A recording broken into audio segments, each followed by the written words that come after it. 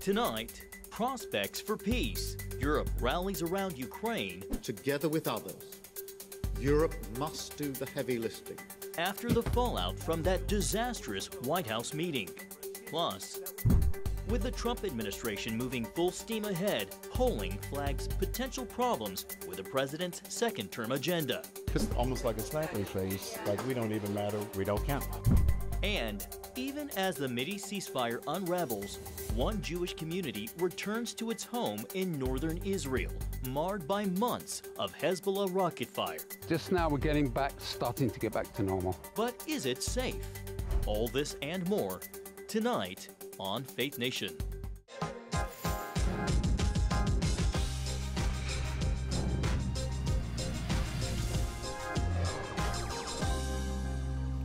A hostage deal in limbo with Gaza under blockade. Good evening in Washington. I'm John Jessup. Well, a deadlock between Israel and Hamas pushing Gaza closer to the brink of another explosion of violence while putting the remaining Israeli hostages in even greater peril. Israel is pushing what it describes as a new White House-backed plan after the initial phase of the ceasefire expired over the weekend. But Hamas isn't on board, saying it's not what was agreed to back in January.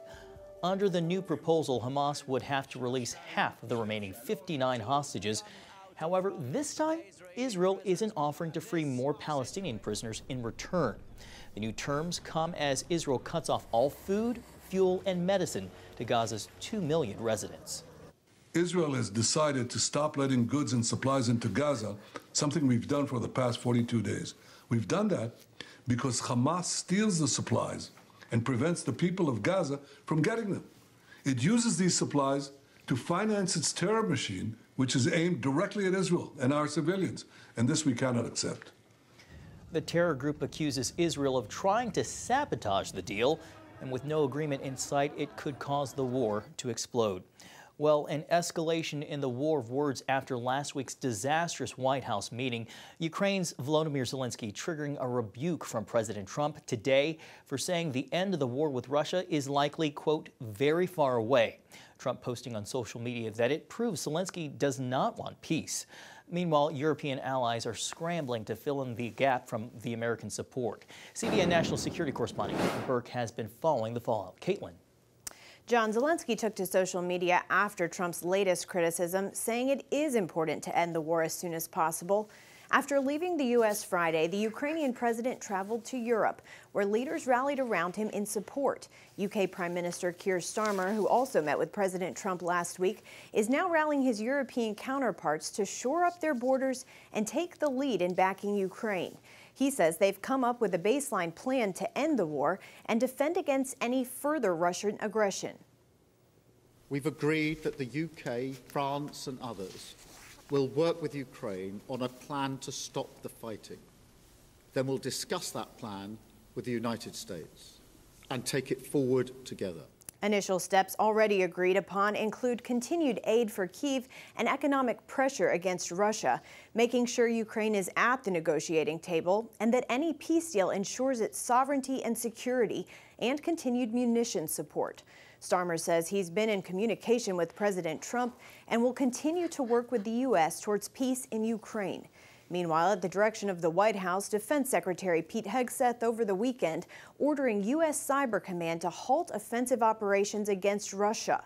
The decision was said to have been made before the public blow-up between Trump and Zelensky as a part of President Trump's efforts to draw Russia into talks with Ukraine. The only way it ends is if Vladimir Putin comes to a negotiating table, and right now President Trump is the only person on earth who has any chance whatsoever of bringing him to a table to see what it is he would be willing to end the war on. President Zelensky left the White House last week before signing a rare earth mineral deal, which was the original purpose of his visit. He said Sunday he believes he will be able to salvage his relationship with the U.S. and is still ready to sign the deal. Trump, meanwhile, says he will cover the topic tomorrow during his joint session speech. John? All right, CBN's Caitlin Burke. Thank you, Caitlin. Well, Mike O'Hanlon joins us now. He is a senior fellow and director of research in foreign policy at the Brookings Institution. Michael, welcome back to you. So Trump criticized Zelensky today for saying the war in Ukraine could last a long time. Trump calling it the worst statement that Zelensky could make. It's hard to believe things are not moving any better in the right direction. Are there any diplomatic steps, Michael, to help bridge the gap and ease tensions between these two leaders? Yeah, it's an excellent question, and it is too bad that this continues. I think that both Ukraine and the United States have a common interest in preventing Russian aggression and ending the war. And we should be able to find a common strategy in regard to that.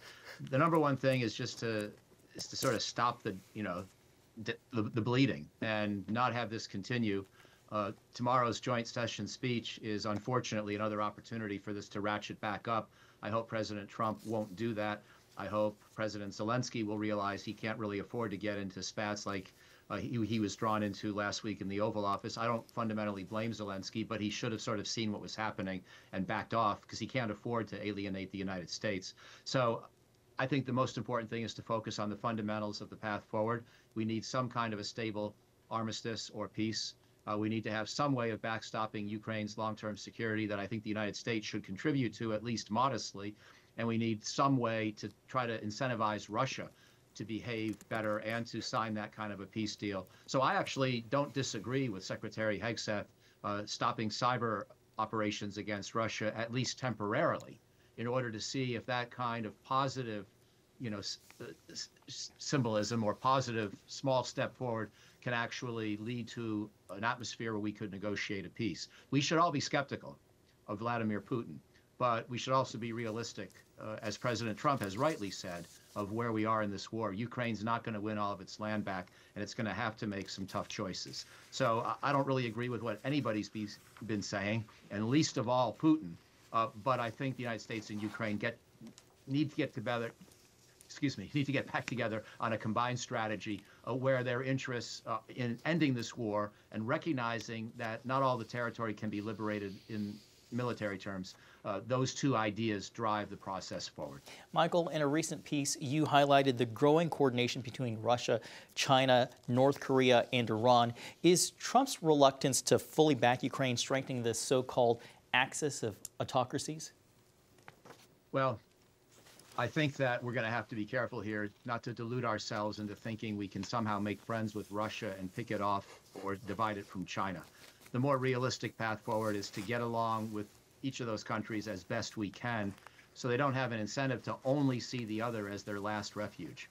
And I think there are bases for cooperation issue by issue with both countries, especially with China, frankly. Although, Trump being tough on China on some issues is perfectly appropriate. China has been eating our economic lunch and stealing some of our national security secrets. And I think President Trump's been right to push back. And President Biden kept a lot of the Trump initiatives on that front. So the key now is to avoid having the relationship so spiral downward that we wind up at a greater risk of war or of global economic collapse. But otherwise, I think you look for opportunities to collaborate where you can. You minimize the name calling. You try to develop a more positive atmosphere. Even where you have disagreements, you try to handle those in a business-like way. All right, Michael O'Hanlon with the Brookings Institution. Thank you so much for your time and your expertise tonight. Thank you. Well, now to the latest setbacks on Pope Francis's health. The Vatican says he suffered 2 new episodes of respiratory crisis today. Francis was put back on non-invasive mechanical ventilation after being taken off of it and making small improvements over the weekend. He had a severe coughing fit Friday, but was listed in guarded condition. For more than 2 weeks, the pontiff has been hospitalized, dealing with a respiratory infection that turned into double pneumonia. Coming up, big decisions in Washington, major policy shifts, and political showdowns. The latest from the White House when Faith Nation returns.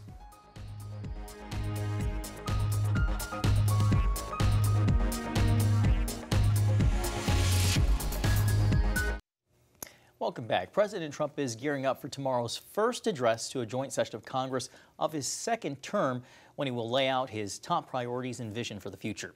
But even before he takes the stage, his administration is making major moves on investment and trade. Today, the White House announcing a massive $100 billion investment from Taiwan Semiconductor Manufacturing Company to expand U.S. chip production over the next 4 years. Meanwhile, Trump's new tariffs, 25% on Canada and Mexico, and an additional 10% on China, are set to take effect on Tuesday.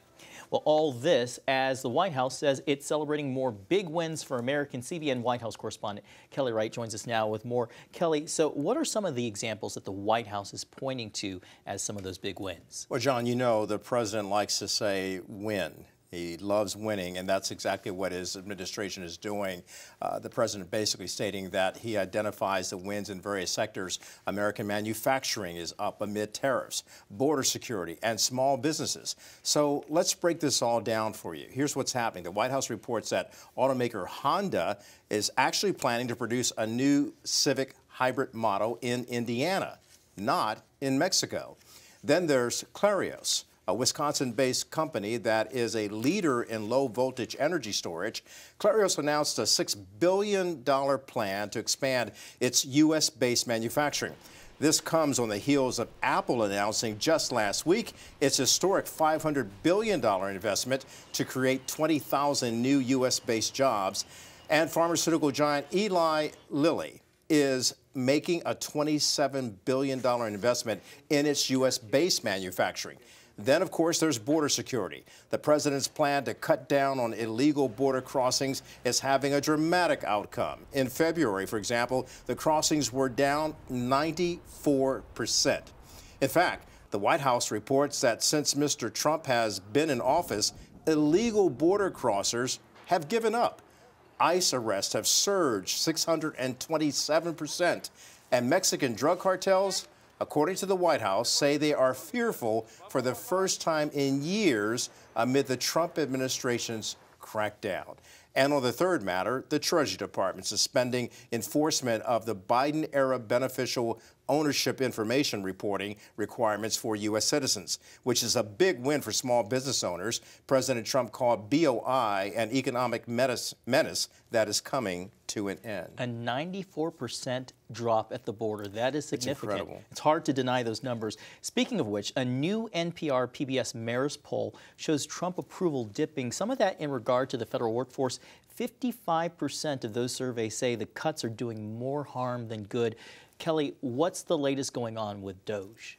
So he's definitely receiving some slipping in the approval ratings, but he continues to move forward at a rapid pace of dramatically reshaping the federal bureaucracy. Now, under the direction of President Trump and Elon Musk, DOGE is moving forward with eliminating agencies and dismissing federal workers, and therein lies the rub, because they're not happy about it. Over the weekend, many federal workers received a second email from Elon Musk and his DOGE team asking the workers, "What did you do last week?" The mass email requires them to list their weekly accomplishments by midnight tonight. In the meantime, civil servants who are losing their jobs are taking it to the streets to protest against their careers being abruptly upended. Kelly, before we let you go, we have to talk about tomorrow. The president returns to Capitol Hill to deliver the joint address to Congress. We know the last time, 5 years ago, that he gave his State of the Union address, there were a lot of theatrics. So what can we expect this time? Well, one theatrical you will not see is people tearing their papers and tearing at the Nancy the Pelosi will speech. not be behind him. That's right. not going to happen. We don't have all the specifics yet, John, of the president's speech yet, but we do know that he did state on Truth Social that tomorrow night will be big, he says, and I'm quoting him here. He says, "I will tell it like it is." So it appears that President Trump is ready to state his case before Republicans and Democrats, as well as the American people, on what he wants in his legislative agenda going forward. He will likely talk to Congress about everything he has been doing for the past 6 weeks on domestic and foreign issues. Now, that includes everything we've mentioned here, in addition to what his take is on dealing with gaining peace between Israel and Hamas, as well as negotiating for peace between Ukraine and Russia. Very busy man. Very busy indeed, as are you. CBN senior White House correspondent. Thanks, John. Kelly Wright. Thank you, Kelly. Well, you can join CBN News for our full coverage of Trump's address to Congress beginning at 8:30 p.m. tomorrow night. And we'll be back after the break.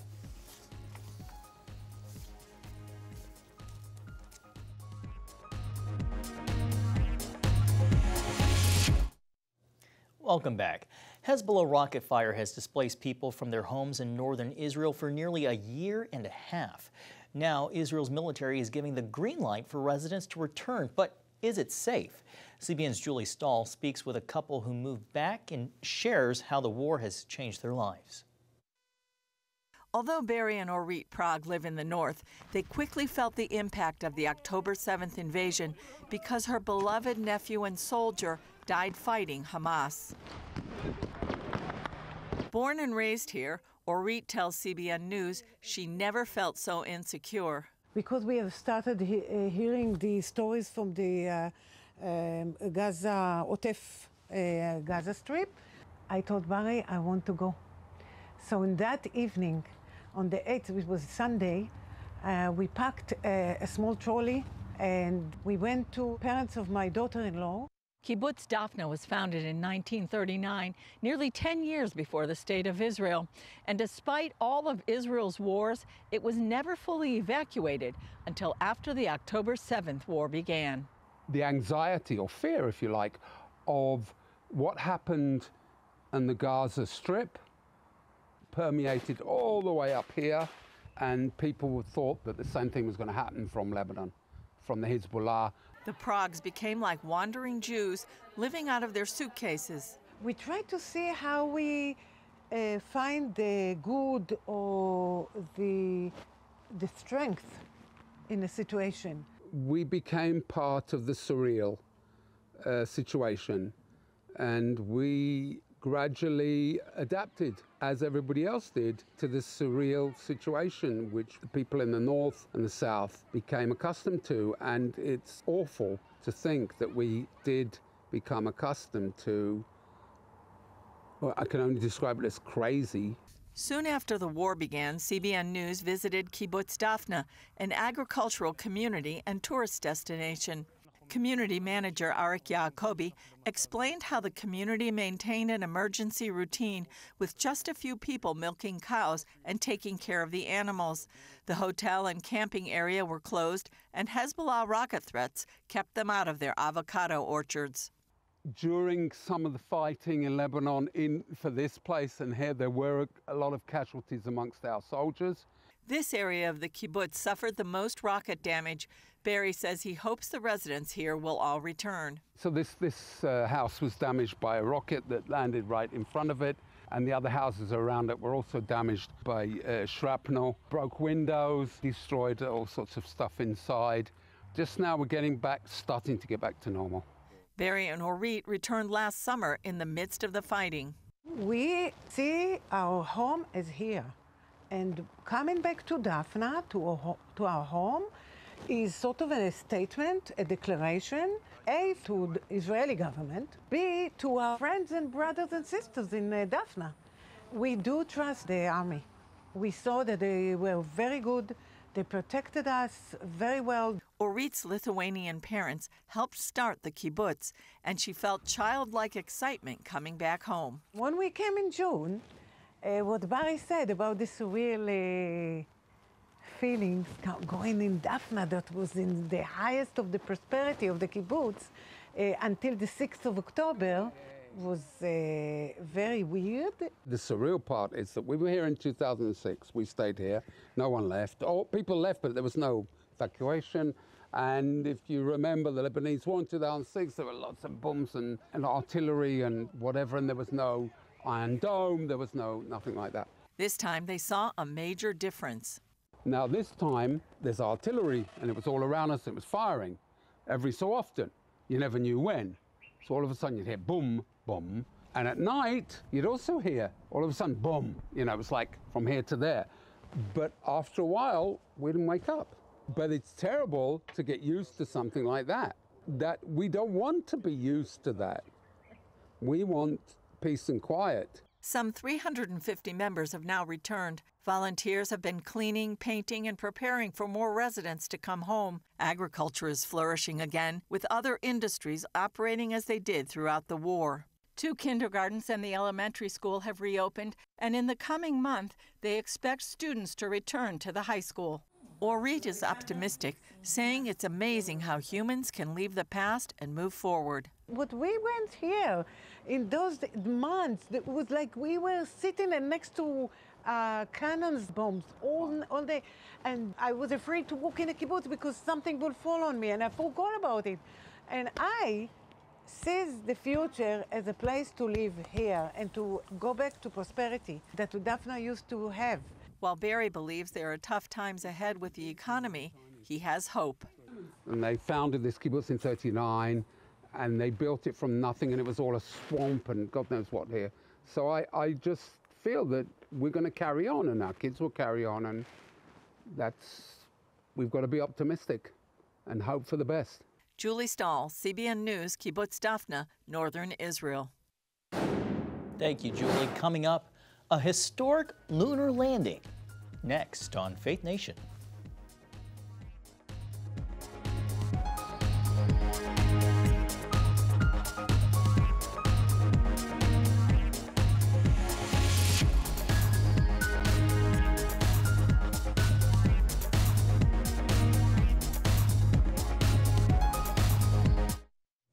Finally tonight, a private space company is making history with a successful moon landing.